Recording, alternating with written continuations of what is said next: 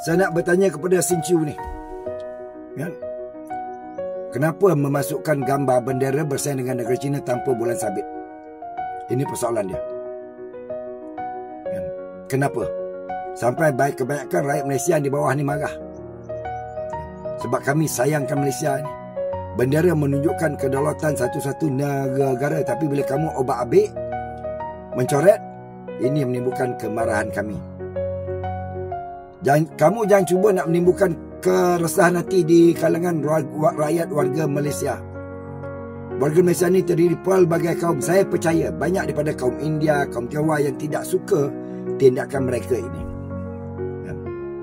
Ini bukan satu kesilapan, ini mungkin kesengajaan nak bergandingkan dengan bendera China tu. Kalau kamu rasa China tu lebih bagus diambil, sila angkat kaki.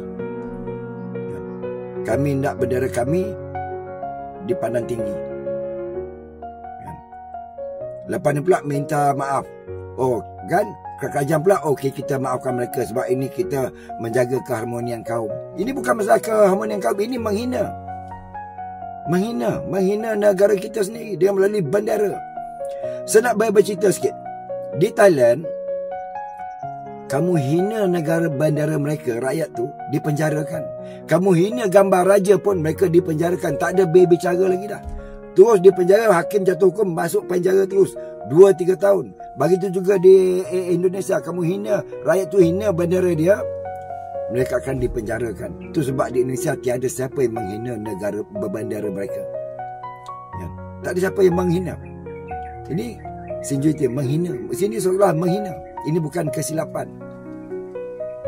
Ya. Cuba nak test lain kot.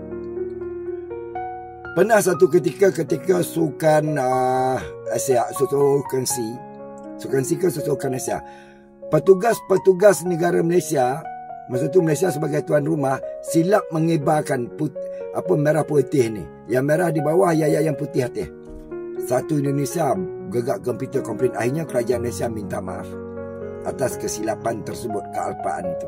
Itulah begitu hebatnya sesuatu negara menjaga kedaulatan negara mereka melalui bendera. Dan amat malang ini yang berlaku di negara kita. Dan saya minta pengarang, wartawan dan editor dia yang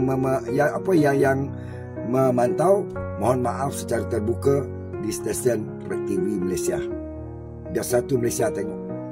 Kita tak mahu dia minta maaf melalui layanan internet yang dimiliki oleh mereka. Kita tak mahu disiarkan di TV3, TV1. Itu yang kami minta. Dan jangan cuba nak keruhkan keharmonian antara rakyat di negara ini.